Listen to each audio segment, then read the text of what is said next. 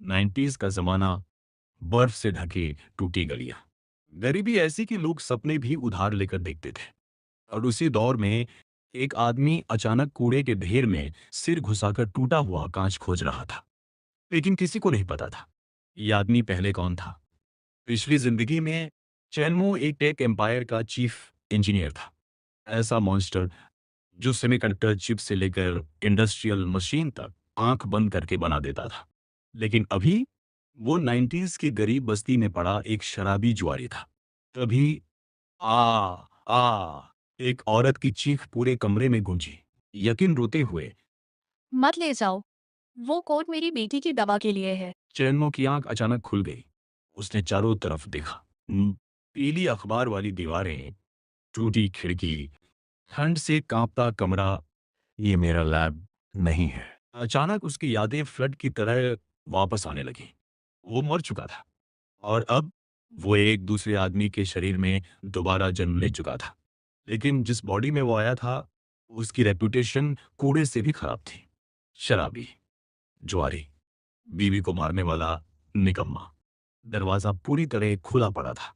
3 गुंडे अंदर सामान उलट रहे थे। एक गुंडे ने कॉर्नफ्लावर की आखिरी बोरी उठा ली। नहीं, वो ड्यू ड्यू का खाना है। उसने गुंडे का हाथ पकड़ लिया। धक्का, वो सीधे ठंडे फ्लोर पर जा गिरी। ड्यूडो बुखार में, मम्मा सिर दर्द, बिस्तर पर 4 साल की छोटी ड्यूडो फीवर में जल रही थी। उसके पास दवा तक नहीं थी। दूसरा गुंडा आयरन पॉट उठाने लगा। ये बेचेंगे तो कम से कम 2 युआन मिलेंगे। मत ले जाओ। हमारे पास बस यही बचा है। उसने पुराना कोट अपनी छाती से चिपका लिया। वो कोट बेचकर उसे बेटी की मेडिसिन खरीदनी थी। कर्ज नहीं दिया तो कुछ और देना पड़ेगा। मेरा मतलब है सिंपैथी भी नहीं मिलेगी। उसने पैर उठाया। याकिन को लात मारने ही वाला था। धड़ाम। अचानक उसके पास जोरदार आवाज गूंजी। चैनमो उठ चुका था, लेकिन अब उसकी आंखों में डर नहीं था। वो वही नजर थी जो हजारों एम्प्लॉइज वाले सीईओ की होती है। उसने नीचे से रस्टेड रेंच निकाली। चैनमो ठंडी आवाज, कोट नीचे रख। वरना क्या करेगा बे? चैनमो ने पूरी ताकत से रेंच दरवाजे पर दे मारी। लकड़ी टूट गई, दीवार तक हिल गई। तीनों गुंडे फ्रीज हो गए। पागल हो गया है क्या? कल दोपहर तक पैसे मिल जाएंगे, लेकिन आज मेरी फैमिली को हाथ लगाया तो हॉस्पिटल फ्री में भेज दूंगा। कमरे में सन्नाटा छा गया। कानो स्ट्रीट स्मार्ट था। उसने तुरंत महसूस कर लिया, आज वाला जन्मो अलग है। ठीक है, कल 12 बजे। तो ऐसे नहीं मिले तो पैर तोड़ दूंगा। तीनों जाते जाते फ्लावर और पॉट उठा ले गए। दरवाजा बंद हुआ और घर फिर खामोश हो गया। तुमने ऐसा प्रॉमिस क्यों किया? हमारे पास तो पॉइजन खरीदने के पैसे भी नहीं है। चेन्नो कुछ सेकंड चुप रहा। फिर उसने कांपते हाथ से रेंच नीचे रख दी, लेकिन उसके होठों पर हल्की स्माइल आ गई। वो बिना कुछ बोले बाहर निकल गया। तेज बर्फ उसके चेहरे पर पड़ रही थी, लेकिन उसके दिमाग में ऑलरेडी पूरा बिजनेस मॉडल बन चुका था। अगर कैपिटल नहीं है तो स्किल ही करेंसी बनेगी। उसके कदम सीधे वेस्ट स्क्रैपयार्ड की तरफ बढ़ गए। ठंडी हवा चेहरे को काट रही थी, लेकिन उसके दिमाग में पूरी ब्लू फिल्म तैयार था। मेरा मतलब है, ब्लूप्रिंट तैयार था। उस जगह पर हर तरफ ब्रोकन फैंस, पुराने रेडियोस, रस्टेड मशीन्स और जले हुए वायर्स पड़े थे। ओए, इधर ज्यादा मत घूम। कुछ गायब बना तो सीधे तेरी मार लेंगे। चिंता मत कर, मैं चोरी नहीं करता। मैं मशीन्स को दूसरी जिंदगी देता हूँ। वो इलेक्ट्रॉनिक्स वाले पायल के सामने बैठ गया। उसकी उंगलियां बर्फ में सुन्न हो रही थी, लेकिन आंखें सर्जिकल फोकस में थीं। कुछ ही मिनटों में उसने एक पुराना सोल्डरिंग आयरन निकाला। उसने उसे हाथ में उठाकर वजन महसूस किया। पावर वायर कटी हुई थी, लेकिन हीटिंग कोर अभी भी सही था। फिर उसने एक पुराना मैकेनिकल मल्टीमीटर निकाला। ग्लास टूटा हुआ, सुई फंसी हुई, ऊपर जंग जमी थी। लेकिन चेनमो हल्का मुस्कुराया। सर्किट अभी जिंदा है। पास खड़ा कबाड़ी हंस पड़ा। भाई, ये मशीन नहीं, तेरे रिश्तों की तरह टूटी हुई है। दूसरा आदमी बोला, इतना कबाड़ तो लोग शादी के बाद भी नहीं उठाते। चेनमो ने कोई जवाब नहीं दिया। वो सामान उठाकर बूढ़े झू की साइकिल रिपेयर दुकान पर पहुंचा। बूढ़ा उसे देखते ही बोला, अगर उधार मांगने आया है तो निकल। चेनमो शांत आवाज में बोला, उधार नहीं, सिर्फ 10 मिनट आग और थोड़ा टिन चाहिए। उसने तुरंत सोल्डरिंग आयरन खोला, लेयर से कटी वायर बराबर काटी, इंसुलेशन उतारा, कॉपर स्ट्रैंड्स को बिना नुकसान पहुंचाए घुमाकर ट्विस्ट किया। फिर प्लग खोला, कॉपर वायर को टर्मिनल में फिक्स किया। सोल्डर गर्म हुआ, रेजिन पर रखते ही सफेद धुआं उठा। उसने टिन को बिल्कुल सही एंगल से लगाया। 1 सेकंड से भी कम समय में चमकदार सोल्डर जॉइंट तैयार था। बूढ़े झो की आंखें फैल गईं। अरे तेरे हाथ तो ऐसे चल रहे जैसे पहली रात में दूल्हा टाइम बचा रहा हो। तो इसी बात पे वीडियो को लाइक कर देना और अगर चैनल पर नए हो तो सब्सक्राइब कर देना। चेनमो बिना मुस्कुराए काम करता रहा। अब उसने मल्टीमीटर खोला। स्क्रूड्राइवर नहीं था तो लोहे की पतली प्लेट से स्क्रू निकाले। अंदर कॉइल इंसुलेशन में फंसी हुई थी। उसने पतले तार से कॉइल उठाए। चक, मीटर की सुई वापस जीरो पर आ गई। फिर टेस्ट लीड सीधे 220 वोल्ट लाइन में लगाई। लाल सुई धीरे धीरे उठी और बिल्कुल स्थिर होकर 220 पर रुक गई। बूढ़ा दंग रह गया। तो सच में वही शराबी चेनमो है। चेनमो हल्का मुस्कुराया। Updated version. इसके बाद वो फिर कबाड़ के ढेर में घुस गया। तभी उसकी नजर एक बड़े डबल कैसेट रिकॉर्डर पर पड़ी। लाल और सिल्वर बॉडी, ऊपर मोटी धूल, लेकिन लोगो साफ दिख रहा था।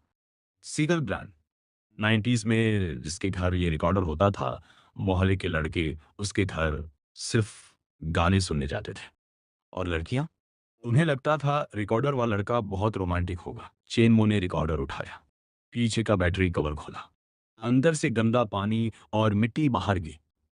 सर्किट बोर्ड पूरा भीगा हुआ था। कबाड़ी बोला, ये तो मर चुका है। चेनमो हंस पड़ा। मरा नहीं, बस डूबा था। उसने रिकॉर्डर उठाया और घर लौट आया। याकीन उसे देखकर परेशान हो गई। तुम फिर कचरा उठा लाए? चेनमो बोला, ये कचरा नहीं, हमारी किस्मत है। उसने रिकॉर्डर टेबल पर रखा और खोलना शुरू किया। 6 लंबे स्क्रू निकाले। सर्किट बोर्ड पूरा जंग से भरा था। मोटर की बेल्ट कीचड़ में फंसी थी। पावर सप्लाई सेक्शन में शॉर्ट था। एक कैपेसिटर फट चुका था। चेनमो ने प्लायर से जंग हटाई, कॉपर ट्रैक साफ किया, पुराने सोल्डर पॉइंट्स निकाले। फिर पतली कॉपर वायर से नया ब्रिज बनाया। पॉजिटिव लाइन को फिल्टर कैपेसिटर से जोड़ा। जला हुआ कैपेसिटर हटाकर दूसरा लगाया। ऑक्सीडाइज्ड माइक्रो स्विच को बाईपास किया। उसके हाथ इतनी तेजी से चल रहे थे कि याकिन बस देख के रह गई। उसे पहली बार लगा उसका पति सच में कुछ जानता है। 20 मिनट बाद क्लिक, लाल लाइट जल उठी। मोटर घूमने लगी। स्पीकर से पुराना रोमांटिक गाना बज उठा। पूरा कमरा संगीत से भर गया। याकिन की आंखें फटी रह गईं। जिस आदमी को बल्ब बदलना नहीं आता था, वो रिकॉर्डर ठीक कर चुका था। चेनमो रिकॉर्डर लेकर सीधे ब्लैक मार्केट पहुंचा। एक मोटा व्यापारी सिगरेट पी रहा था। उसने रिकॉर्डर देखते ही आंखें छोटी कर ली। कितना चाहिए? 50 युआन। मोटा हंसा। इतने में तो मैं आधी दुकान खरीद लूं। चेनमो ने रिकॉर्डर ऑन किया। कैसेट घूमी और मीठा रोमांटिक गाना पूरे बाजार में गूंज गया। आवाज इतनी साफ थी कि आसपास के लोग रुककर देखने लगे। एक आदमी बोला, भाई ये आवाज तो मेरी गर्लफ्रेंड से भी साफ है। दूसरा हंसा, तेरी वाली तो पड़ोसी के साथ भाग गई थी। मोटे व्यापारी की आंखें चमक उठी। वो तुरंत बोला, अरे रुक, दोस्ती में 50 दे देता हूं। चेन मुस्कुराया, दोस्ती में नहीं, क्वालिटी में। मोटे ने आखिरकार जेब से 5 नए 10-10 युआन के नोट निकाले और चेनमो के हाथ में थमा दिए। चेनमो ने पैसे कसकर पकड़े। 1990 के दौर में 50 युआन मतलब एक मजदूर की 1.5 महीने की कमाई। लेकिन उसी वक्त उसके पेट ने जोर से आवाज निकाली। भूख ऐसी लग रही थी जैसे अंदर पूरा बैंड बाजा बज रहा हो। वो सीधे राशन की दुकान पहुंचा। दुकान के अंदर धुएं, पसीने और पुराने तेल की मिली जुली गंध थी। काउंटर के पीछे बैठी मोटी औरत ऊन बुन रही थी। उसने बिना ऊपर देखे कहा, कूपन है? चेनमो बोला, नहीं, लेकिन पैसे हैं। उसने सीधा 10 युआन का नोट काउंटर पर रख दिया। औरत की आंखें तुरंत बदल गईं। अभी तक जो उसे भिखारी समझ रही थी, अब मुस्कुरा रही थी। क्या चाहिए भाई साहब? पास खड़ा आदमी धीरे से बोला। ऐसा इंसान की शक्ल तक सुंदर बना देता है। चेन्मो ने ऊपर टंगी मोटी पोर्क बेली की तरफ इशारा किया। पूरा टुकड़ा काट दो। दुकानदार औरत चौंक गई। 90s में इतना फैट वाला मांस अमीर लोग खरीदते थे। उससे महीनों तक चर्बी निकलती थी। फिर चेन्मो बोला, 10 किलो बढ़िया आटा और नई लोहे की कड़ाही भी। औरत की बुनाई रुक गई। भाई शादी दूसरी कर ली क्या? पास खड़ा बूढ़ा हंस पड़ा। नहीं बहन, लगता है जुए में पहली बार जीत गया। चेन्मो ने कोई जवाब नहीं दिया। उसने सामान उठाया, फिर मेडिकल काउंटर से बुखार की दवा खरीदी। बाकी पैसे जेब में डाले और बर्फीली हवा में वापस घर की तरफ चल पड़ा। जब वो घर पहुंचा, बाहर अंधेरा हो चुका था। उसने पैर से दरवाजा खोला। याकिन बेटी को सीने से लगाए बैठी थी। दोनों उसे देखकर डर गईं। लेकिन अगले ही पल राम।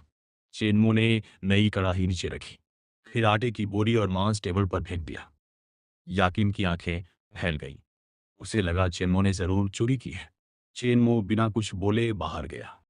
लकड़ी काटी, चूल्हा जलाया, नई कड़ाही धोई, फिर मोटे मोटे पोर के टुकड़े काटने लगा। जैसे ही फैट गरम कड़ाही में गिरा, शश शश तेज आवाज के साथ सुनहरा तेल निकलने लगा। पूरा कमरा खुशबू से भर गया। मांस की खुशबू इतनी खतरनाक थी कि पड़ोसियों की आत्मा तक भूखी हो गई। बगल वाली आंटी लियू ने गहरी सांस ली। उसका बेटा तुरंत बोला, माँ मुझे भी मांस खाना है। आंटी ने उसके सिर पर चपत मारी। चुपचाप मक्के का दलिया खा, सपने मत देख। उधर याकिन कड़ाही को घूर रही थी। नई कड़ाही, सफेद आटा, असली पोर्क। उसे यकीन नहीं हो रहा था। अचानक वो रोते हुए चेन्मो के पास भागी। उसका हाथ पकड़ लिया। सच बताओ, कहीं चोरी तो नहीं की? अगर पुलिस पकड़ ले गई तो मैं और डोडो क्या करेंगे? उसकी आंखों से आंसू लगातार बह रहे थे। चेन्मो ने उसका हाथ पकड़ा और कुर्सी पर बैठा दिया। शांत बैठो। उसकी आवाज पहले जैसी नहीं थी। अब उसमें अजीब सा भरोसा था। उसने कटोरे में गर्म पानी डाला, दवा आधी तोड़ी, फिर बहुत सावधानी से डोडो को दवा खिलाई। इसके बाद उसने सफेद गाढ़ा सूप कटोरे में डाला, ऊपर नरम पोर के टुकड़े रखे। डोडो ने जैसे ही पहला निवाला खाया, उसकी आंखें चमक उठी। पापा, बहुत स्वाद है। उसकी आवाज सुनकर याकिन रो पड़ी। कई महीनों बाद उसकी बेटी पेट भरकर कुछ अच्छा खा रही थी। चेन्मो ने जेब से बचे हुए पैसे निकाले और टेबल पर रख दिए। 30 से ज्यादा युआन।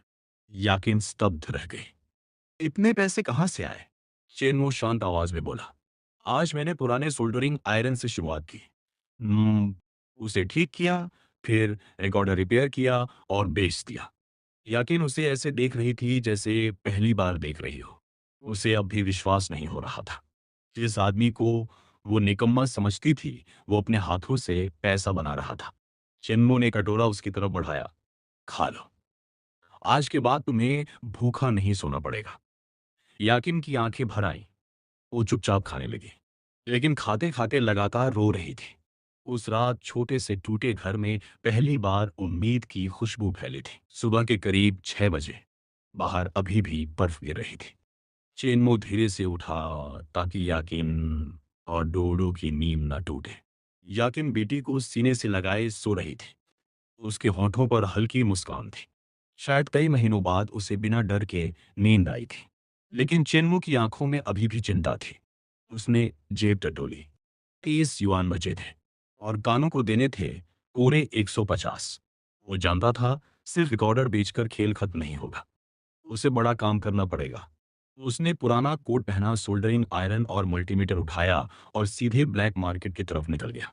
सुबह की ठंडी गलियों में लोग अभी नींद से जूझ रहे थे, लेकिन चेन्मो के दिमाग में पूरा कैलकुलेशन चल रहा था। अगर सुबह तक 120 और नहीं आए तो दोपहर में खून बहेगा। वो सीधे उसी मोटे व्यापारी के पास पहुंचा जिसने रिकॉर्डर खरीदा था। मोटा आदमी इस वक्त मांस वाला बन खा रहा था। उसने चेन्मो को देखते ही कहा, ओ इंजीनियर साहब आ गए। कल वाला रिकॉर्डर तो हाथों हाथ बिक गया। चेन्मो सीधे मुद्दे पर आया। जितने खराब इलेक्ट्रॉनिक पड़े हैं सब निकाल। मोटा हंसा। इतनी सुबह काम की बात? भाई तू इंसान है या मशीन? पास वाला आदमी बोला, मुझे तो शक है। इसकी नसों में खून नहीं, बिजली दौड़ती है। चेनमो शांत रहा। 120 युआन चाहिए आज। मोटे की हंसी रुक गई। वो कुछ सेकंड उसे घूरता रहा, फिर पीछे पड़ा बड़ा बोरा खींच लाया। अंदर 4 टूटे रिकॉर्डर और एक पुराना पैनासोनिक वॉकमैन था। अगर ये सब चला दिए ना, तो आज से तू मेरा पार्टनर। चेनमो ने आसपास देखा, फिर सड़क किनारे पड़े सपाट पत्थर को टेबल बनाया। पास वाली दुकान से एक्सटेंशन वायर खींची, सोल्डरिंग आयरन गर्म किया और काम शुरू हो गया। उसकी उंगलियां इतनी तेजी से चल रही थी कि देखने वालों की गर्दन घूमने लगी। पहले रिकॉर्डर का केस खोला। मोटर घूम रही थी, लेकिन आवाज नहीं आ रही थी। उसने तुरंत मल्टीमीटर लगाया। Audio amplifier section dead. उसने खराब ट्रांजिस्टर निकाला, दूसरी बोर्ड से मैचिंग पार्ट निकाला, फिर सोल्डर जॉइंट्स दोबारा बनाए। 3 मिनट बाद म्यूजिक बज उठा। भीड़ से आवाज आई, भाई ये तो डॉक्टर से तेज इलाज कर रहा। दूसरा आदमी बोला, मेरी शादी भी ऐसे रिपेयर हो जाती तो मजा आ जाता। दूसरी मशीन में बेल्ट स्लिप कर रही थी। उसने मोटर घुमाकर आवाज सुनी, फिर पुराने रबर का टुकड़ा काट कर नई बेल्ट बना दी। तीसरी मशीन में पावर सप्लाई जली हुई थी। उसने डायोड टेस्ट किया, खराब कैपेसिटर बदला, फिर सीधे लाइव टेस्ट कर दिया। क्लिक। लाल लाइट चमक उठी। मोटा व्यापारी अब मुंह खोले खड़ा था। उसे समझ नहीं आ रहा था कि ये आदमी रिपेयर कर रहा है या जादू। सबसे आखिर में उसने पैनासोनिक वॉकमैन उठाया। ये सबसे महंगा था, लेकिन सबसे ज्यादा खराब भी। मोटर घूम रही थी, लेकिन कैसेट नहीं चल रही थी। शिन्मो ने सिर्फ 1 सेकंड आवाज सुनी, फिर तुरंत बोला, सेंटर शाफ्ट बेल्ट स्लिप कर रही है और हेड वायर टूटी हुई है। मोटा दंग रह गया। तूने खोला भी नहीं। चेनमो हल्का मुस्कुराया। मशीनें भी इंसानों जैसी होती हैं, आवाज से दर्द बता देती हैं। उसने वॉकमैन खोला, पुरानी बेल्ट हटाई, रबर स्ट्रिप काट कर नई बेल्ट बनाई, फिर मैग्नेटिक हेड की वायर दोबारा सोल्डर की। कम से कम 10 मिनट बाद क्लिक, कैसेट घूमने लगी। स्पीकर से साफ म्यूजिक निकल आया। मोटा आदमी खुशी से उछल पड़ा। चमत्कार, ये आदमी नहीं चलता फिरता फैक्ट्री है। 11:30 तक पांचों मशीनें लाइन में रखी थी, सब चालू, सब म्यूजिक बजा रही थी। चेनमू ने सोल्डरिंग आयरन नीचे रखा। उसकी उंगलियां ठंड से लाल हो चुकी थी। मोटे व्यापारी ने तुरंत 120 युआन गिने और उसके हाथ में रख दिए। आज से सारा काम तेरा। चेनमो ने पैसे जेब में डाले। अब उसके पास पूरे 150 युआन थे। उसने घड़ी की तरफ देखा। दोपहर होने में सिर्फ कुछ मिनट बचे थे और उसे पता था कानू अब तक उसके घर पहुंच चुका होगा। ठीक दोपहर 12 बजे धड़ाम, चेनमो के घर का पुराना लकड़ी का दरवाजा लात मारकर खोल दिया गया। डोडो डरकर चीख पड़ी। याकिन तुरंत उसे सीने से चिपकाकर पीछे हट गई। कानू अंदर घुसा। उसके पीछे 4 गुंडे थे। सभी के चेहरे ऐसे लग रहे थे जैसे जिंदगी में कभी मुस्कुराना टैक्स के अंदर आता हो। कानू ने कमर पर नजर डाली, फिर अचानक उसकी नाक फड़कने लगी। उसे अभी भी घर में मांस और चर्बी की खुशबू आ रही थी। उसका चेहरा तुरंत गुस्से से लाल हो गया।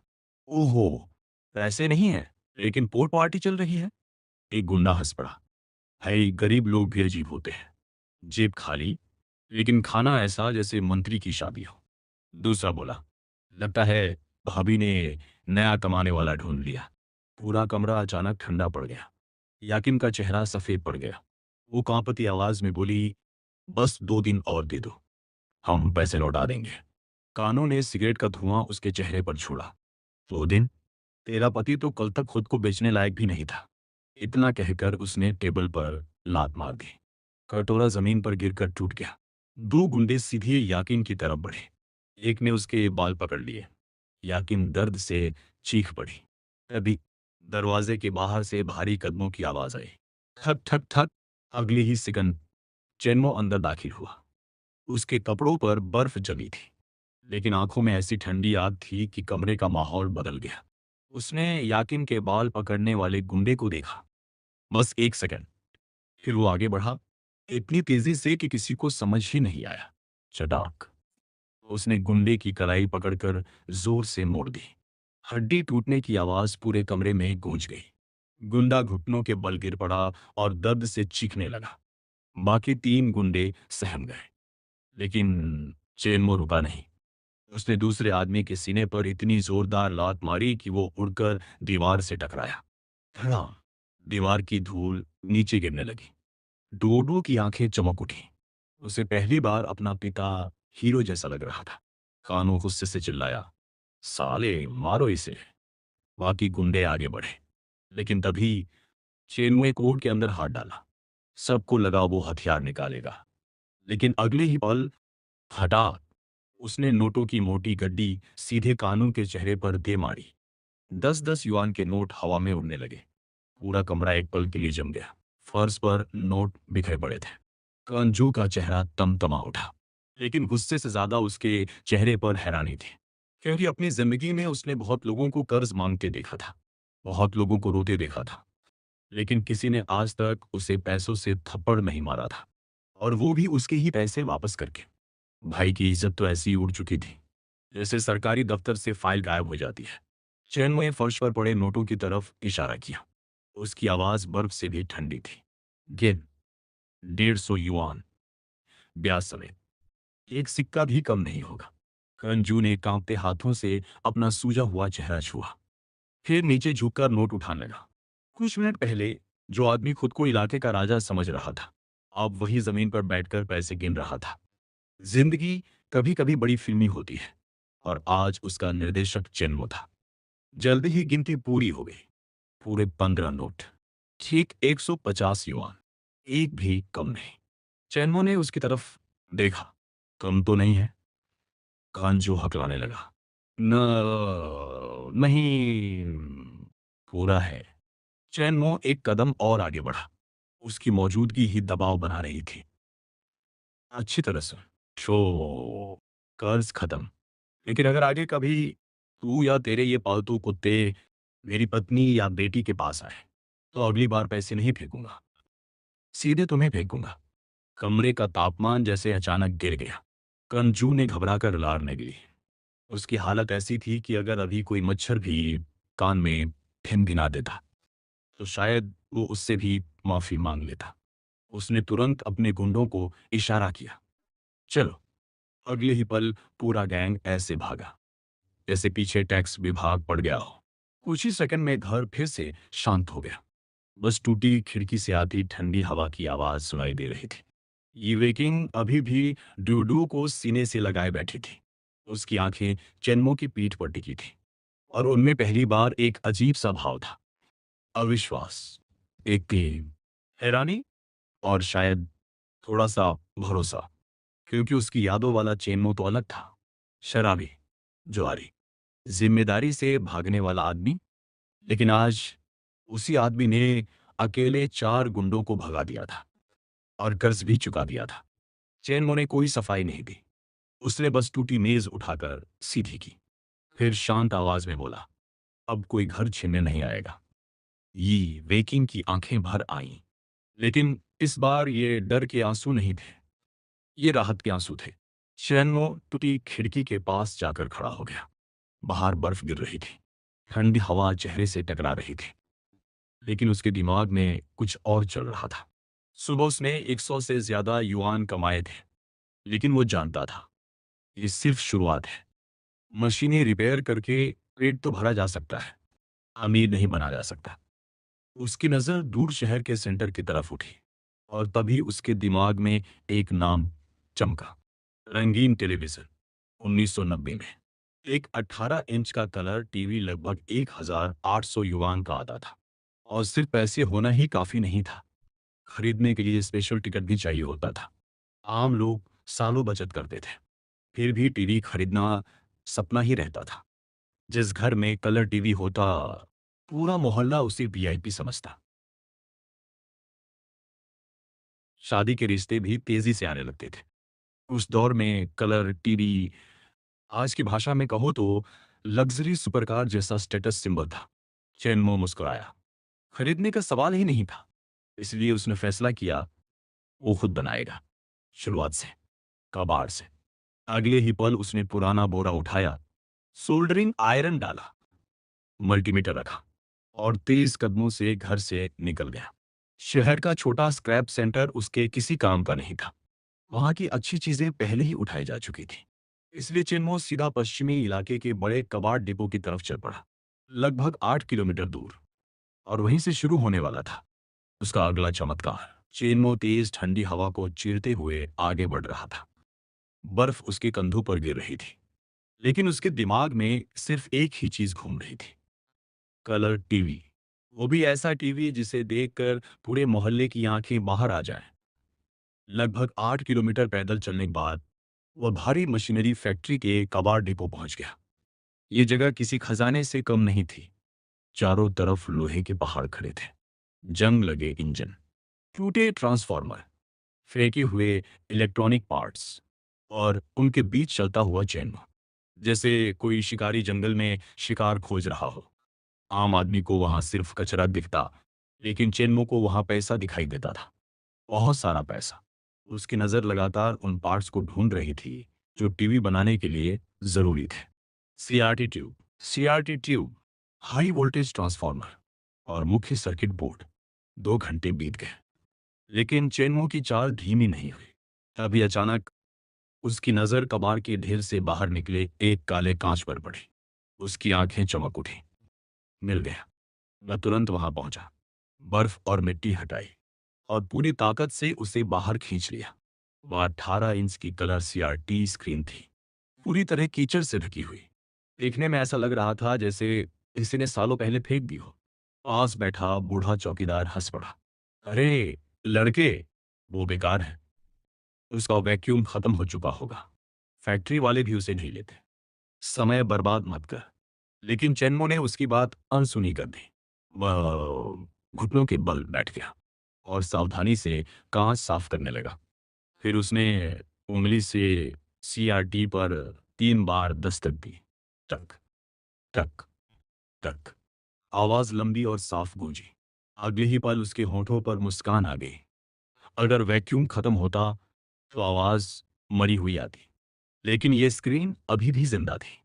बाहर से कबाड़, अंदर से सोना, बिल्कुल उस लड़के की तरह जिसे स्कूल में कोई भाव नहीं देता था और 5 साल बाद वही बीएमडब्ल्यू लेकर रियूनियन में पहुंच जाता है।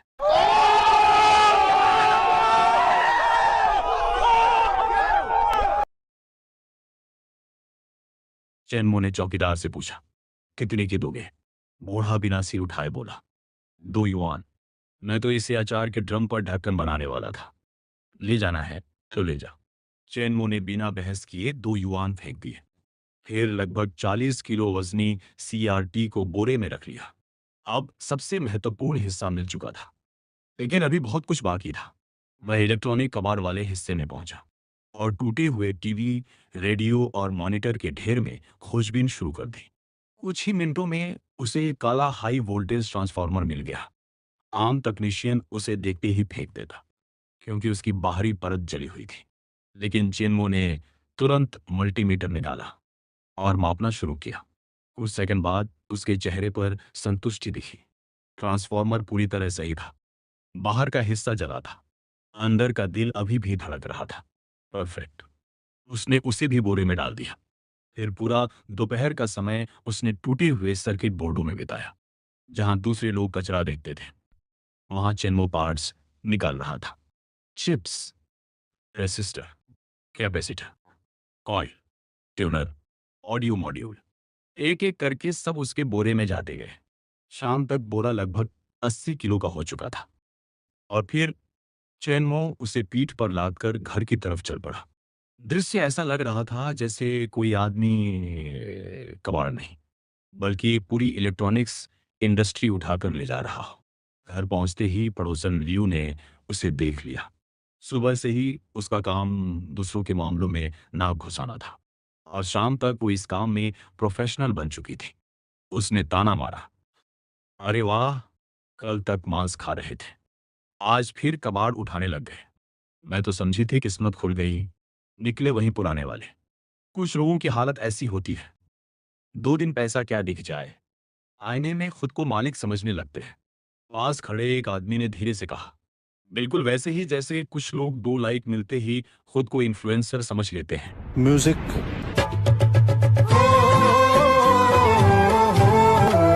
तो इसी बात पे वीडियो को लाइक कर देना, और अगर चैनल पर नए हो तो सब्सक्राइब कर देना। लाइक और सब्सक्राइब फ्री होता है, और कमेंट भी कर देना, जेन्युइन कमेंट ही करना। वीडियो में आगे बढ़ते हैं। आसपास खड़े लोग हंसी रोकने लगे।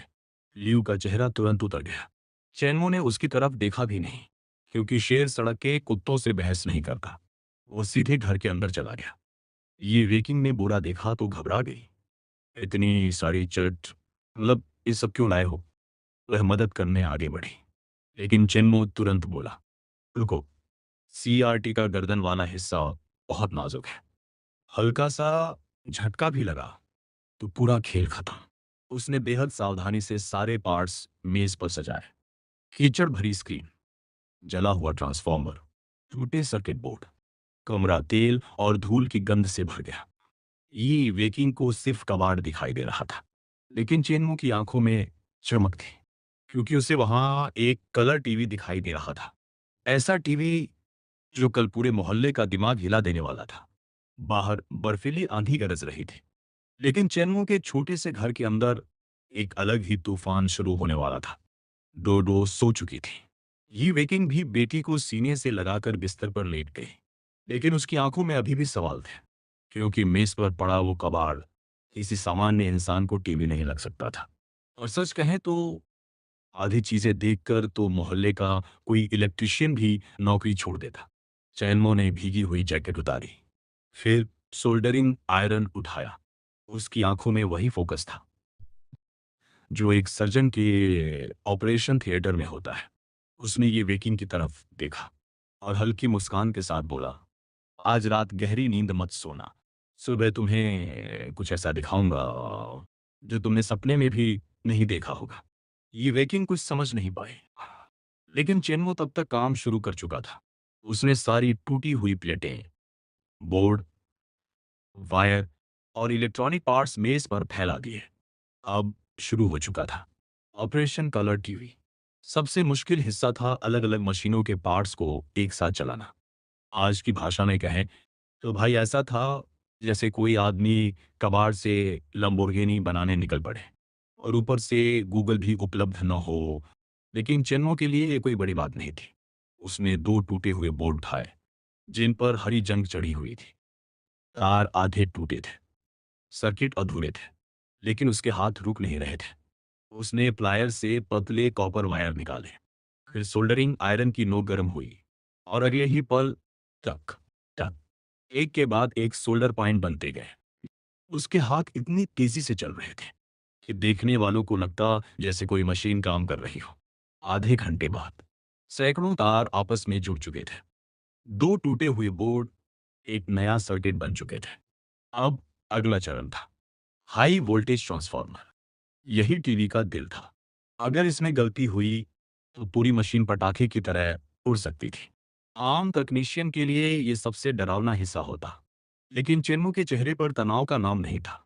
उसने 5 कनेक्शन उल्टे क्रम में लगाए, फिर पुराना प्लग बोर्ड में जोड़ा और सीधे टेस्ट शुरू कर दिया। ध्यान रहे, यहां हजारों वोल्ट का खेल चल रहा था। एक गलती और आदमी अगले जन्म का ट्रेलर देख सकता था। लेकिन चेन्मो के लिए यह रोजमर्रा का काम था। उसने मल्टीमीटर निकाला। काली प्रोब ग्राउंड पर, लाल प्रोब आउटपुट पर। सुई तुरंत जाकर रुकी। 115 वोल्ट, एकदम स्थिर, परफेक्ट।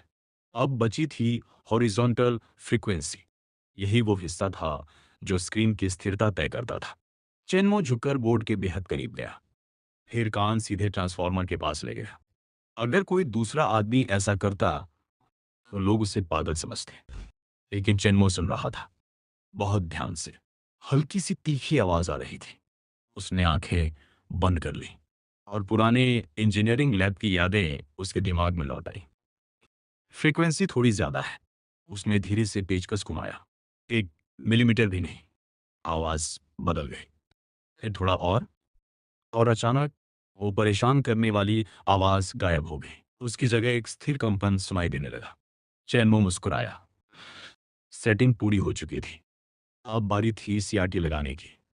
उसने पुराने लकड़ी के तख्तों से फ्रेम बनाया।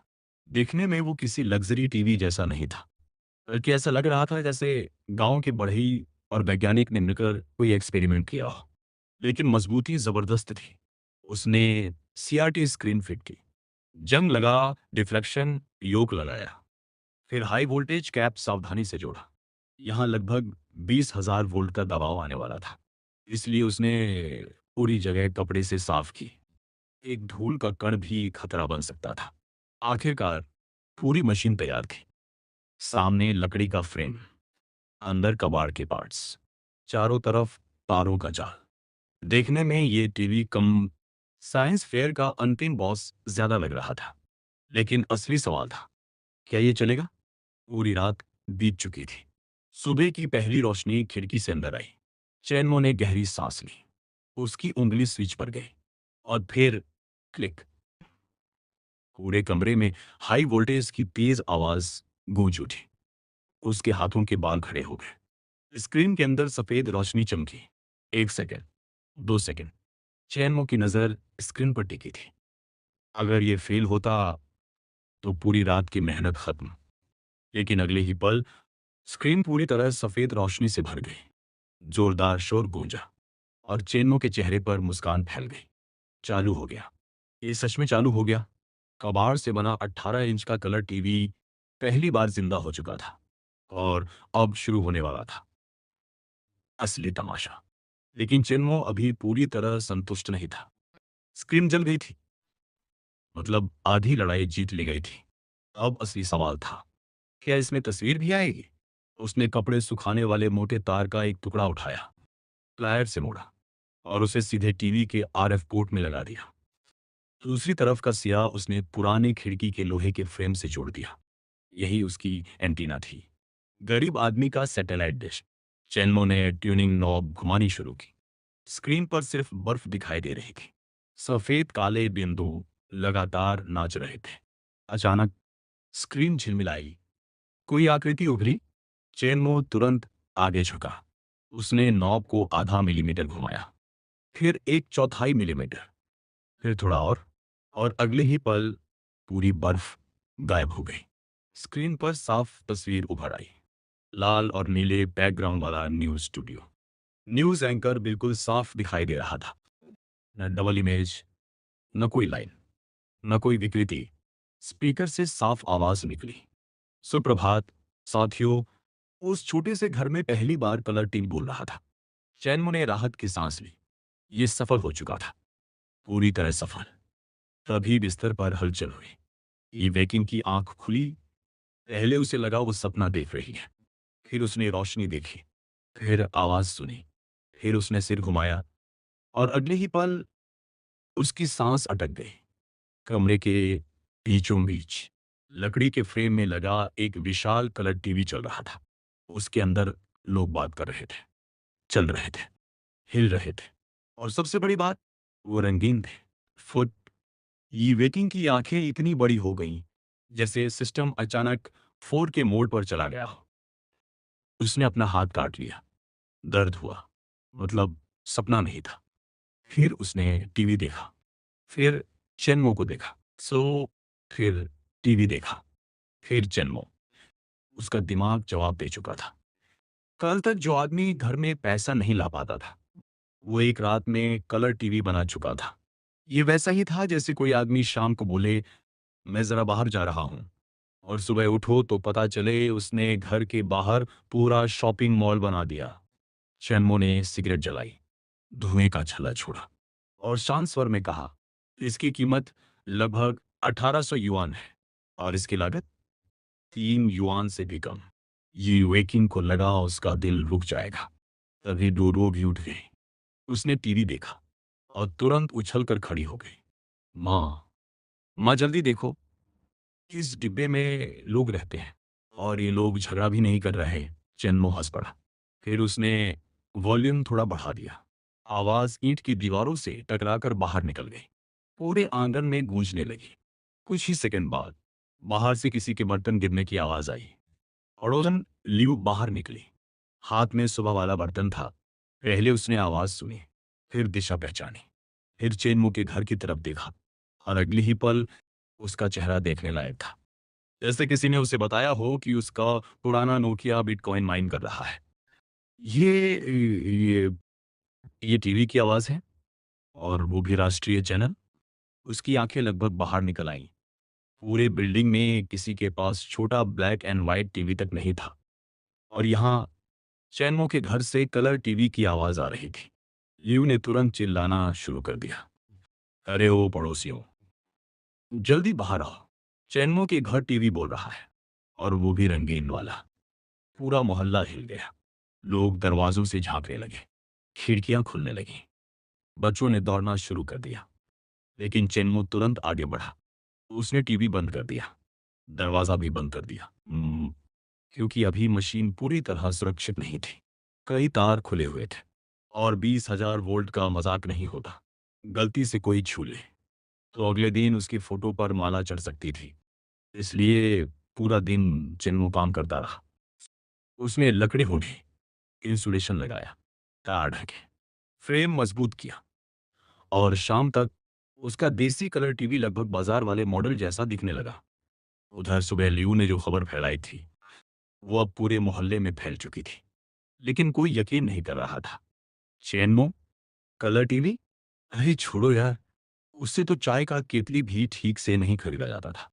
लेकिन शाम होने वाली थी, और बहुत जल्द पूरे मोहल्ले का भरोसा टूटने वाला था। शाम ढल चुकी थी, फैक्ट्री की सीटी बज गई थी, मजदूर अपने अपने घर लौट रहे थे, हर घर में चूल्हे जलने लगे थे। लेकिन आज पूरे मोहल्ले में एक ही चर्चा थी, क्या चिन्मो के पास सच में कलर टीवी है? कुछ लोग हंस रहे थे, कुछ लोग मजाक उड़ा रहे थे, और कुछ लोग मन ही मन उम्मीद भी कर रहे थे। तभी चैनमो घर से बाहर निकला। उसके हाथ में वही लकड़ी वाला टीवी था, 18 इंच की विशाल स्क्रीन। पूरा मोहल्ला एकदम शांत हो गया, जैसे किसी ने पॉज बटन दबा दिया हो। चैनमो ने टीवी को आंगन की पुरानी पत्थर वाली मेज पर रखा, फिर लंबा तार खींचा, सार्वजनिक बिजली के सॉकेट में लगाया, और एंटीना को पुराने बबूल के पेड़ की सबसे ऊंची शाखा पर टांग दिया। अब तक दर्जनों लोग जमा हो चुके थे। लियू सबसे आगे खड़ी थी। उसकी गर्दन ऐसे आगे निकली हुई थी जैसे सीसीटीवी कैमरा जूम करके रिकॉर्डिंग कर रहा हो। उसने ताना मारा, अरे चेनमो, ये क्या है? पुरानी खिड़की का फ्रेम या नया कबाड़? आसपास कुछ लोग हंस पड़े, लेकिन चेन में कोई जवाब नहीं दिया। उसने बस स्विच ऑन किया, और अगले ही पल भाफ डिमैग्नेटाइजेशन की आवाज पूरे आंगन में गूंज गई। स्क्रीन पर सफेद रोशनी चमकी, फिर 1 सेकंड, और 2 सेकंड, और अचानक स्क्रीन पर रंगीन तस्वीर उभर आई। तेज कैंटोनीज गाना बजने लगा। स्क्रीन पर मार्शल आर्ट फिल्म चल रही थी। नीले कपड़े, लाल दीवारें, चमकदार चेहरे, सब कुछ रंगीन, असली रंगीन। पूरे मोहल्ले की आंखें फटी रह गईं। लियू के हाथ का कटोरा छूट गया। धड़ाम, कटोरा 8 टुकड़ों में टूट गया, लेकिन उसे पता तक नहीं चला। उसकी नजरें स्क्रीन से हट ही नहीं रही थी। हे भगवान, ये सच में कलर टीवी है? रंगीन इंसान, रंगीन कपड़े, रंगीन सब कुछ। वो लगभग बेहोश होने वाली थी, और अगले ही पल पूरा मोहल्ला फट पड़ा।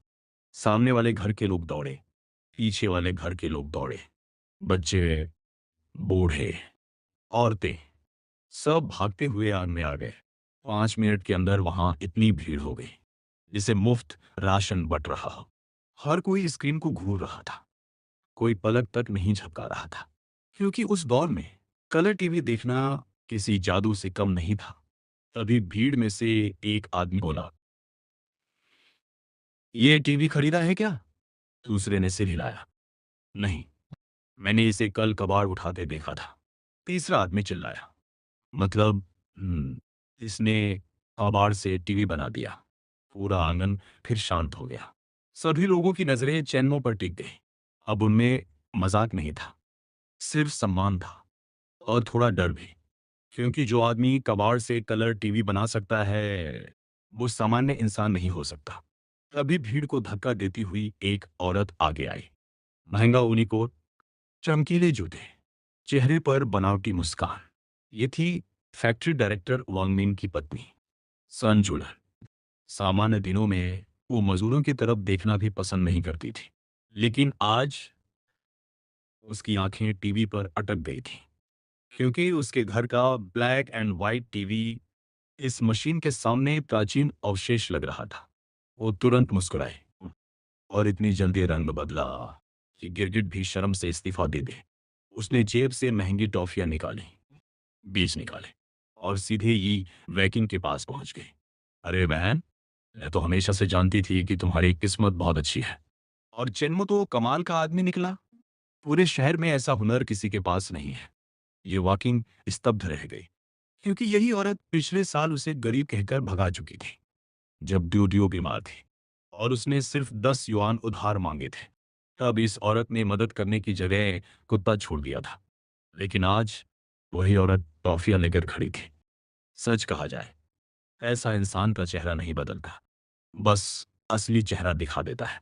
सैन जुलैन लगातार मुस्कुरा रही थी, इतनी ज्यादा कि लगता था उसके गालों में दर्द होने वाला है। फिर भी वो रुक नहीं रही थी क्योंकि सामने बैठा आदमी अब मोहल्ले का सबसे कीमती संसाधन बन चुका था। उस दौर में कलर टीवी का मालिक होना आज के समय में करोड़पति होने जैसा था। और चेन्मो, उसने तो उसे खुद बनाया था। तभी चेन्मो घर के अंदर गया और 2 मजबूत लकड़ी की कुर्सियां लेकर बाहर आया। दोनों कुर्सियां टीवी के सबसे सामने रखी। लियो की आंखें चमक उठी। वो दौड़कर पहली कुर्सी की तरफ बढ़ी। उसके चेहरे पर ऐसी खुशी थी जैसे लॉटरी लग गई हो।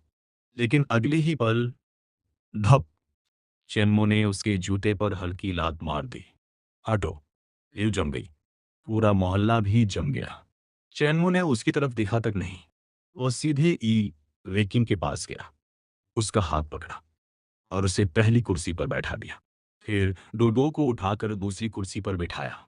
पूरा आंगन चुप हो गया क्योंकि सब समझ गए थे ये टीवी सिर्फ मशीन नहीं था, ये चेन्मो की नई पहचान थी। और पहली बार उसने सबके सामने साफ कर दिया था कि उसके लिए सबसे कीमती चीज क्या है। उसकी पत्नी और उसकी बेटी। बाकी दुनिया लाइन में खड़ी रह सकती थी। चेन्मो ने ठंडी नजर से पूरे आंगन को देखा। पड़ोसी, फैक्ट्री वालों की बीवियां और यहां तक कि डायरेक्टर की पत्नी भी चुप खड़ी थी। फिर उसने धीमी लेकिन साफ आवाज में कहा, टीवी देखना है तो आराम से देखो, लेकिन अगर किसी ने मेरी पत्नी और बेटी का व्यू ब्लॉक किया तो मैं उसे खुद उठाकर बाहर फेंक दूंगा। पूरा आंगन 1 सेकंड में सीधा हो गया। कोई बहस नहीं, कोई शिकायत नहीं। सभी लोग आज्ञाकारी बच्चों की तरह पीछे हट गए। सामने की वीआईपी सीट पर सिर्फ ये वेकिंग और ड्यूडू बैठी थी। बाकी लोग पीछे खड़े होकर गर्दन लंबी कर करके टीवी देख रहे थे। ये वेकिंग के पीछे से लगातार आहें सुनाई दे रही थी, लेकिन उसकी नजर सिर्फ स्क्रीन पर थी। रंगीन तस्वीरें, साफ आवाज और उसके पीछे खड़ा उसका पति। धीरे धीरे उसकी आंखों से आंसू बहने लगे। पहली बार उसे लगा शायद उसकी जिंदगी सचमुच बदल रही है। टीवी पर मार्शल आर्ट्स की जबरदस्त लड़ाई चल रही थी। पूरा आंगन मंत्रमुग्ध था। तभी एक कड़क आवाज गूंजी, हटो, सब लोग पीछे हटो। किस बेवकूफ ने यहाँ इतना खतरनाक सामान लगा रखा है। भीड़ को धक्का देकर एक दुबला पतला बूढ़ा आदमी अंदर आया। नीला ओवरऑल, मोटा चश्मा, जेब में पेन, पीछे 2 प्रशिक्षु लड़के। उसे देखते ही कई लोग फुसफुसाने लगे। अरे, ये तो मास्टर सेन है, सरकारी रिपेयर शॉप का सबसे बड़ा टेक्नीशियन, इलाके का इकलौता LEVEL8 रेडियो इंजीनियर, जिसके पास रेडियो ठीक कराने के लिए भी लाइन लगती थी। मास्टर सेन ने टीवी को ऊपर से नीचे तक देखा, फिर चेन्मो की तरफ उंगली कर बोला, तुम सब मरना चाहते हो क्या? CRT टीवी में 20,000 वोल्ट दौड़ते हैं। ये कोई खिलौना नहीं है। अगर एक तार भी गलत जुड़ा तो पूरा ट्यूब फट सकता है। कांच के टुकड़े सबका पेट चीर देंगे। बस इतना सुनना था। पूरा मोहल्ला 3 कदम पीछे हट गया। लियू तो डर के मारे सीधे जमीन पर बैठ गई। हे भगवान, मैं तो बम के सामने बैठी थी। अभी 10 मिनट पहले वही टीवी की सबसे बड़ी फैन बनी हुई थी और अब हालत ऐसी थी जैसे किसी ने बता दिया हो कि उसका पति दूसरी शादी की प्लानिंग कर रहा है। सैन जुलैन का चेहरा भी पीला पड़ गया। उसने दूर खड़े होकर चिल्लाया, चेन्मो, पैसों के लिए पागल हो गए हो क्या? इतने लोगों की जान खतरे में डाल दी। ये वेकिंग भी घबरा गई। उसने धीरे से कहा, चेनमो, शायद प्लग निकाल देना चाहिए। लेकिन चेनमो के चेहरे पर कोई बदलाव नहीं आया। उसने मास्टर सेन की तरफ देखा और सिर्फ 2 शब्द बोले, अच्छे से देखो। मास्टर सेन भड़क गया। मुझे सिखाओगे? मैं तुम्हें अभी जिला कार्यालय में शिकायत करूंगा। लेकिन चेनमो शांत रहा। उसने प्लग निकाला, टीवी घुमाया और पूरा पिछला हिस्सा सबके सामने खोल दिया। मास्टर सेन ने टॉर्च निकाली। चेहरे पर आत्मविश्वास भरी मुस्कान थी। उसे यकीन था कि अंदर तारों का कब्रिस्तान मिलेगा और चेनमो की बेइज्जती पूरे मोहल्ले के सामने हो जाएगी। लेकिन जैसे ही टॉर्च की रोशनी अंदर गई, उसकी मुस्कान जम गई। वह और करीब झुका, फिर और करीब। आखिर में उसका पूरा चेहरा लगभग सर्किट बोर्ड से चिपक गया। सामने जो था वो कबाड़ नहीं था, वो कला थी, इंजीनियरिंग की कला। सैकड़ों तार, लेकिन एक भी बेतरतीब नहीं। हर मोड़ बिल्कुल 90 डिग्री, हर कनेक्शन सटीक, हर सोल्डरिंग पॉइंट चमक रहा था जैसे चांदी के छोटे मोती जड़े हों। मास्टर सेन के हाथ कांपने लगे। उसने 30 साल मशीनें ठीक की थी, लेकिन ऐसी सोल्डरिंग उसने पहली बार देखी थी। अचानक वह हांफते हुए बोला, असंभव, ये असंभव है। तुमने ऑसिलोस्कोप के बिना हॉरिजॉन्टल फ्रीक्वेंसी कैसे सेट की? और ये वोल्टेज रेगुलेशन 2 पुराने डायोड सीरीज में लगाकर रिप्लेस किया है। ये तरीका तो सिर्फ असली एक्सपर्ट जानते हैं। पूरा मोहल्ला कुछ नहीं समझा, लेकिन एक बात सब समझ गए। अभी अभी जो आदमी चेनमो को जेल भिजवाने वाला था, वो अब उसका फैन चुका था। लियू धीरे से बोली, तो ये फटेगा नहीं? मास्टर सेन तुरंत पलटा, फटेगा। ये बाजार के टीवी से भी ज्यादा सुरक्षित है, कम से कम 10 गुना। पूरा आंगन फिर से स्तब्ध हो गया। सैन जुलैन का मुंह खुला रह गया। आज उसे समझ आया, कुछ लोग गरीब दिखते जरूर हैं, लेकिन उनकी औकात समझने में पूरी जिंदगी निकल जाती है। अगले ही पल मास्टर सेन ने चेनमो का हाथ पकड़ लिया। उसकी आंखें चमक रही थी। मास्टर चेनमो, मेरी दुकान में आ जाओ। 100 युआन महीना दूंगा। नहीं, 200 युआन महीना। बस कभी कभी मार्गदर्शन कर देना। पूरा मोहल्ला हिल गया। फैक्ट्री का सेक्शन हेड भी 6070 युआन कमाता था, और यहाँ एक आदमी को 200 युआन ऑफर हो रहे थे।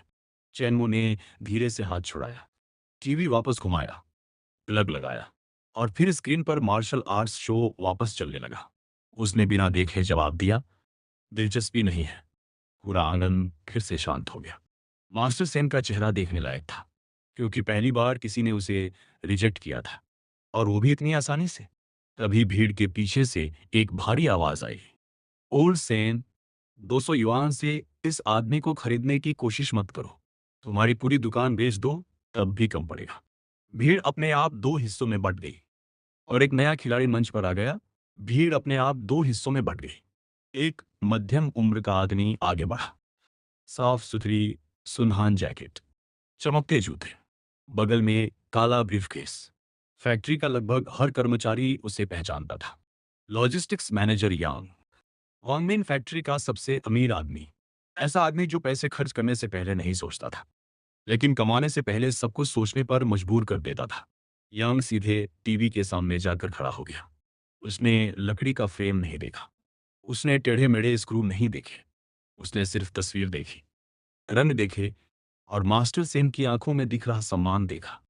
उसके लिए इतना ही काफी था। उसने सीधे पूछा, चेनमो, ये टीवी बिकाऊ है? पूरा आंगन फिर चुप हो गया। सबको लग रहा था अब असली खेल शुरू होने वाला है। यांग ने आगे कहा, अगले महीने मेरे साले की शादी है। लड़की वालों की एक ही शर्त है, घर में टीवी होना चाहिए। पैसा मेरे पास है, लेकिन खरीदने का कोटा नहीं है। तुम बस कीमत बताओ। ये वेकिंग की सांस रुक गई। मास्टर सेन भी उत्सुक हो गया। पूरा मोहल्ला चेनमो को देखने लगा, क्योंकि जो जवाब आने वाला था वही तय करने वाला था कि आज रात कितने लोगों को नींद नहीं आएगी। चेनमो ने टीम पर एक नजर डाली, फिर यांग को देखा। उसके चेहरे पर कोई हड़बड़ी नहीं थी, क्योंकि सच तो ये था, उसने ये टीम बेचने के लिए ही बनाया था। उसने धीरे से 2 उंगलियां उठाई और बोला, 800 युआन, एक भी कम नहीं। ढाल। ऐसा लगा जैसे आंगन में बम फट गया हो। लियू लगभग उछल पड़ी। क्या? 800? ये टीवी बेच रहा है या फैक्ट्री खरीदवा रहा है? कुछ लोगों ने तो मन ही मन हिसाब लगाना शुरू कर दिया। उस दौर में 800 युआन मतलब कई लोगों की पूरे साल की बचत। लेकिन यांग का चेहरा नहीं बदला। उससे पहले मास्टर सेन बोल पड़ा। महंगा? महंगा कहाँ है? ये तो सस्ता है। सबकी गर्दन उसकी तरफ घूम गई। मास्टर सेन अब पूरी तरह चेनमो फैन क्लब का अध्यक्ष बन चुका था। उसने टीवी की तरफ इशारा किया। ये पिक्चर ट्यूब लगभग नई हालत में है। रंग तो बेडो ब्रांड से भी बेहतर है। 800 युआन में कलर टीवी मिल रहा है। और क्या चाहिए? बस बढ़ई से नया कैबिनेट बनवा लो। लोग समझेंगे सीधे विदेश से आया है। यान हंस पड़ा। ठीक है, डील पक्की। अगले ही पल उसने अपना काला ब्रीफकेस खोला और पूरा मोहल्ला सांस रोक कर देखने लगा। अंदर नोट ही नोट थे। लियू की आंखें ऐसी चमकी जैसे किसी बिल्ली के सामने अचानक दूध की फैक्ट्री खुल गई हो। यांग ने उंगलियां गीली की और नोट गिनने लगा।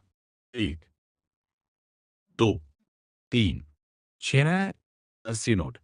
पूरे 800 युआन। उसने नोट पत्थर की मेज पर रख दिए और बोला, अब ये टीवी मेरा हुआ। दो नौजवान तुरंत आगे आ गए।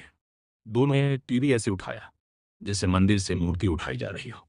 किसी की हिम्मत नहीं थी उसे जोर से पकड़ने की, क्योंकि अब सबको पता था ये लकड़ी का डिब्बा नहीं, चलता फिरता स्टेटस सिंबल था। टीवी जाते ही पूरा आंगन चुप हो गया, लेकिन सभी की नजरें अब मेज पर थी जहां 800 युआन रखे थे। लिव इतनी देर से उन्हें घूर रही थी कि अगर घूरने से पैसे ट्रांसफर होते तो आधे नोट उसके घर पहुंच चुके होते। ये वेकिंग भी स्तब्ध खड़ी थी। उसकी पूरी जिंदगी में उसने कभी एक साथ इतने पैसे नहीं देखे थे। उसके हाथ कांप रहे थे, दिल जोर से धड़क रहा था। तभी चिन्नो आगे बढ़ा। उसने पूरा बंडल उठाया और बिना एक पल सोचे सीधे ये वेकिंग के हाथों में रख दिया। पूरा मोहल्ला दंग रह गया। 800 युआन सीधे पत्नी के हाथ में। उस दौर में बहुत से मर्द अपनी तनख्वाह तक नहीं बताते थे, और यहां आदमी पूरा खजाना सौंप रहा था। लियू के चेहरे पर ऐसा दर्द था जैसे पैसे उसके हाथ से निकलकर किसी और को मिल गए हों। ये वेकिंग की आंखें भर आईं। उसने बंडल को ऐसे पकड़ा जैसे कहीं सपना टूट न जाए। चैनमो ने उसके कंधे पर हाथ रखा। फिर जानबूझकर इतनी ऊंची आवाज में बोला कि पूरा मोहल्ला सुन सके, कल छुट्टी ले लेना, हम तीनों शहर चलेंगे। जो खरीदना है खरीदेंगे। अब कोई फटे हुए कपड़े नहीं पहनेगा। और मेरी बेटी, उसने ड्यू के सिर पर हाथ फेरा, उसे भी सबसे अच्छे कपड़े मिलेंगे। ड्यू खुशी से उछल पड़ी। ये वेकिंग रो पड़ी। और पूरे मोहल्ले के लोगों को पहली बार महसूस हुआ कि चेनमो सच में बदल चुका है।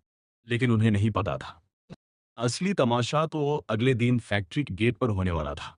और वहां कुछ लोगों की अकड़ नई फीनिक्स साइकिल के टायरों के नीचे कुचलने वाली थी।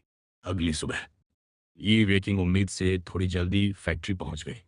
रात भर वो सो नहीं पाई थी। बार बार 800 युआन गिनती, फिर छुपा देती, फिर दोबारा निकाल कर देखती। उसे अब भी यकीन नहीं हो रहा था कि ये सब सच है।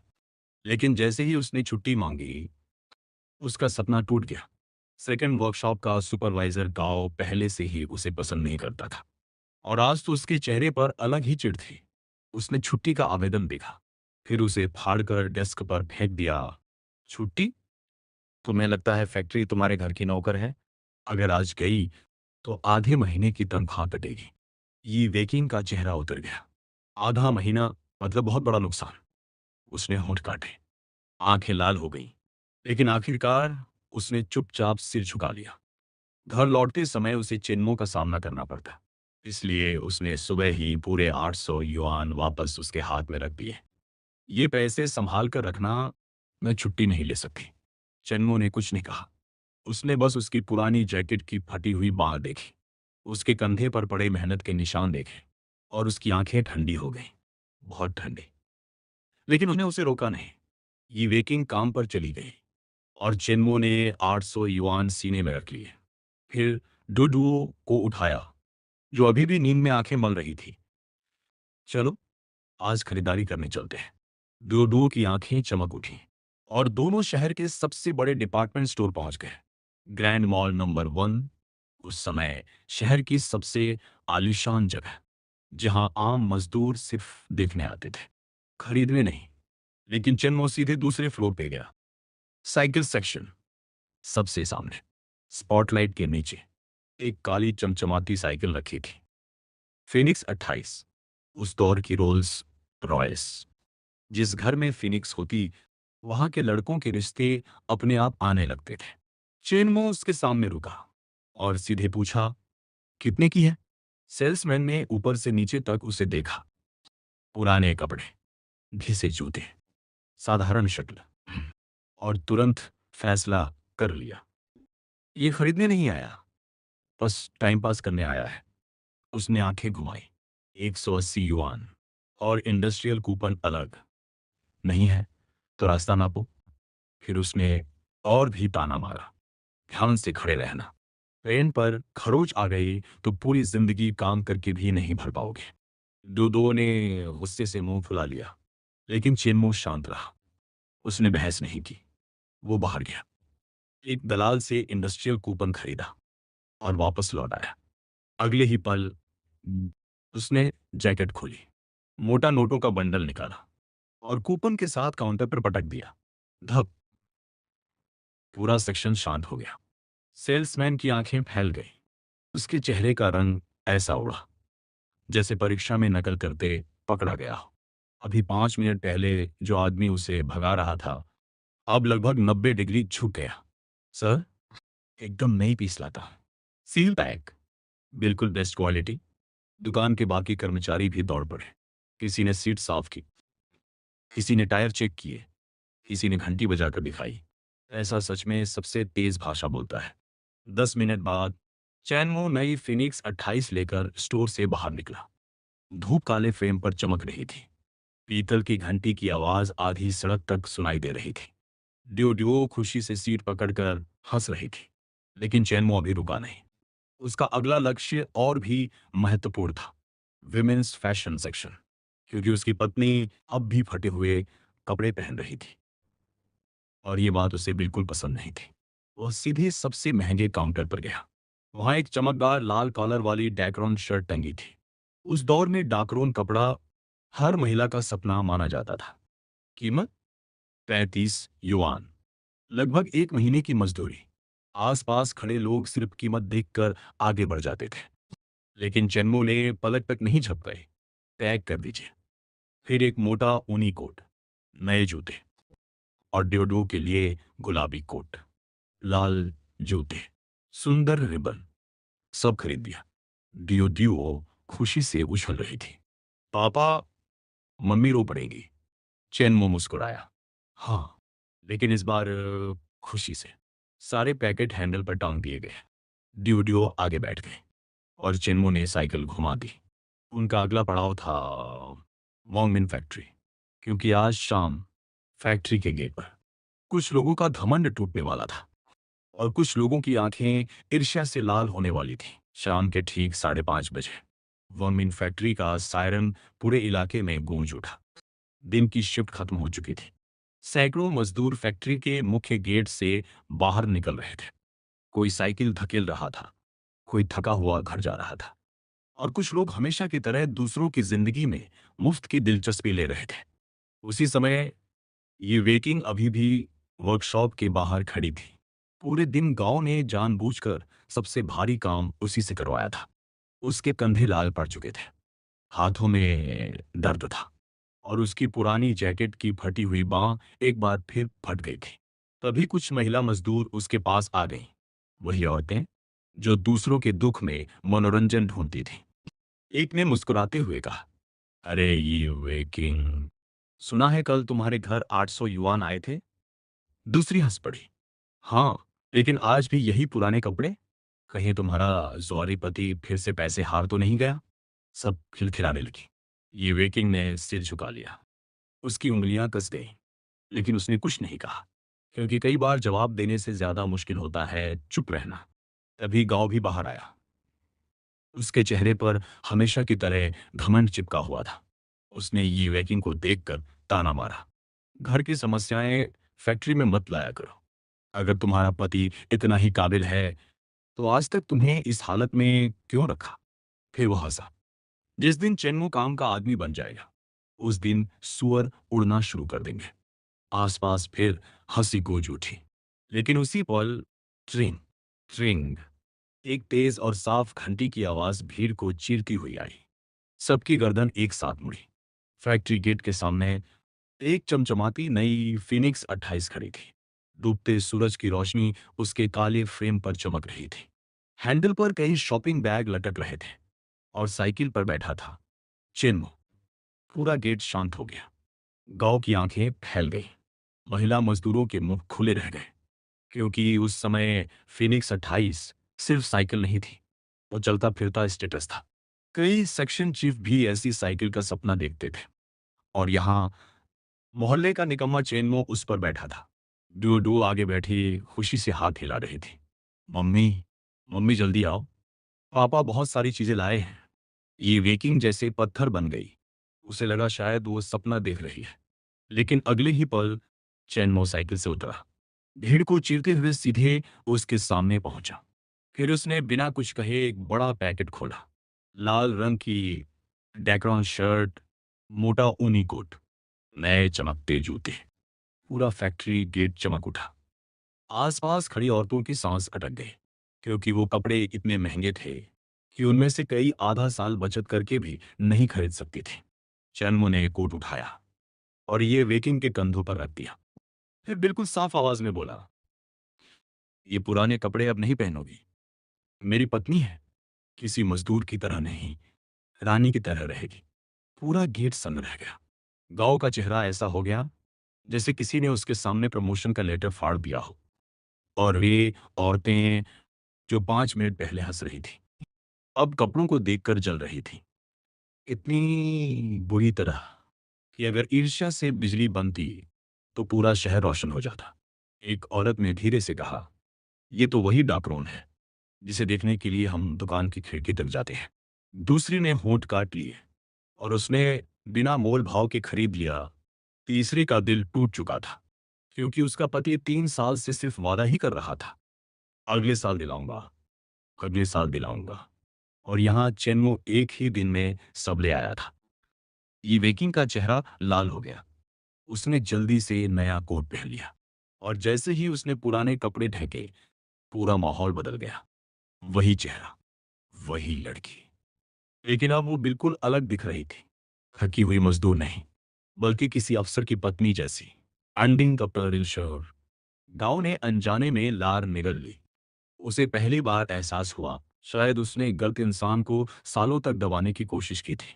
चेन्मो ने उसकी तरफ देखा, सिर्फ एक नजर, लेकिन उस नजर में इतना तिरस्कार था कि गांव ने खुद ब खुद आंखें नीचे कर ली, क्योंकि कुछ थप्पड़ हाथ से नहीं लगते, कुछ थप्पड़ सफलता मारती है और उनकी आवाज बहुत दूर तक जाती है।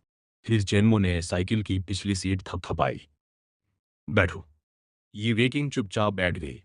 डोडो आगे हंस रही थी। ये वेकिंग पीछे बैठी थी। उसके हाथ धीरे धीरे चेन्मो की कमर तक पहुंचे और फिर उसने उसे कसकर पकड़ लिया। आसपास खड़ी कुछ औरतों के चेहरे और भी कड़वे हो गए, क्योंकि उनका पति आज तक सब्जी का थैला भी खुशी से नहीं उठाता था और यहाँ चेन्मो पूरी फिल्म का हीरो बना घूम रहा था। डोडो अचानक चिल्लाए, मम्मी, आज हम सबसे अमीर लग रहे हैं। पूरा माहौल हंसी से भर गया, लेकिन किसी ने विरोध नहीं किया, क्योंकि सच यही था। चेन्मो ने पैडल पर जोर दिया। ट्रिंग। फिनिक्स की घंटी फिर बजी और तीनों फैक्ट्री गेट से बाहर निकल गए। फिनिक्स 28 बर्फ से ढकी सड़क पर धीरे धीरे आगे बढ़ रही थी। सामने डियो डियो बैठी थी, पीछे ये वेकिंग और बीच में चेन्मो। ढलते सूरज की रोशनी नई साइकिल के फ्रेम पर चमक रही थी। दूर से देखने पर ऐसा लग रहा था जैसे कोई अमीर परिवार शहर घूमकर लौट रहा हो, लेकिन सच तो यह था सिर्फ कुछ दिन पहले यही परिवार कर्ज में डूबा हुआ था। ये वेकिंग ने धीरे से अपना सिर चेन्मो की पीठ पर टिका दिया। ठंडी हवा चल रही थी, लेकिन उसके दिल में पहली बार गर्माहट थी। उसने धीरे से पूछा, ये सब सच में हमारे लिए है? चेन्मो मुस्कुराया। और किसके लिए? क्या मैं खुद लाल शर्ट पहनूंगा? डिओडुओ तुरंत हंस पड़ी। ये वेकिंग भी हंसी रोक नहीं पाई। कई महीनों बाद पहली बार उस परिवार में ऐसी हंसी सुनाई दे रही थी। कुछ देर बाद फिनिक्स 28 मजदूर कॉलोनी के मुख्य गेट में दाखिल हुई। ट्रिंग ट्रिंग घंटी की आवाज सुनते ही कई लोग बाहर निकल आए। उस दौर में नई फिनिक्स की घंटी सुनना आज के समय में सुपरकार का इंजन सुनने जैसा था। सबसे पहले बाहर निकली लियो। हाथ में खाना था, लेकिन जैसे ही उसकी नजर साइकिल पर पड़ी, उसके हाथ से चॉपस्टिक गिर गई। टक। जमीन पर गिरने की आवाज हुई, लेकिन लियो को खबर तक नहीं हुई। उसकी नजरें सिर्फ फिनिक्स पर थी। हे भगवान, ये तो सचमुच फिनिक्स 28 है। फिर उसकी नजर ये वेकिंग पर गई। नया कोट, नई शर्ट, नए जूते, पूरा व्यक्तित्व बदल चुका था। लियो का चेहरा देखने लायक था, क्योंकि उसे पहली बार महसूस हुआ कि जिस औरत को वो सालों से नीचा दिखाती रही, आज उससे बेहतर दिख रही थी। और ये एहसास उससे बर्दाश्त नहीं हो रहा था। अभी आसपास के पड़ोसी भी इकट्ठा होने लगे। वाह, नई साइकिल, और ये कपड़े भी देखो। कलर टीवी बेचा होगा शायद। चेन्मो तो सच में बदल गया। कुछ दिन पहले तक यही लोग उसे शराबी और निकम्मा कहते थे, लेकिन आज वही लोग मुस्कुराकर बात करने की कोशिश कर रहे थे। दुनिया का सबसे तेज मेकअप पैसा करता है, चेहरे नहीं बढ़ते, लोगों का व्यवहार बदल जाता है। लियू ने जबरदस्ती मुस्कान बनाई। अरे ये वेकिंग बहन, तुम पर तो ये कपड़े बहुत अच्छे लग रहे हैं। ये वेकिंग एक पल के लिए रुक गई, क्योंकि उसे याद था यही औरत 2 दिन पहले कह रही थी कि उनका परिवार जिंदगी भर कबाड़ ही उठाएगा। लेकिन आज आज बहन बुला रही थी। इंसान का असली चरित्र अक्सर उसकी गरीबी नहीं, किसी और की सफलता बाहर निकालती है। चेन्मो ने किसी की तरफ ध्यान नहीं दिया। उसने साइकिल अंदर रखी, फिर सारे पैकेट घर में ले गया। लेकिन उसके दिमाग में अब कुछ और चल रहा था। कलर टीवी, फिनिक्स 28, कपड़े, ये सब सिर्फ शुरुआत थी। उसने सिर्फ एक टीवी बेचकर 800 युआन कमाए थे। लेकिन अगर एक टीवी बन सकता है, तो 10 भी बन सकते हैं। और अगर 10 बन सकते हैं, तो 100 भी बन सकते हैं।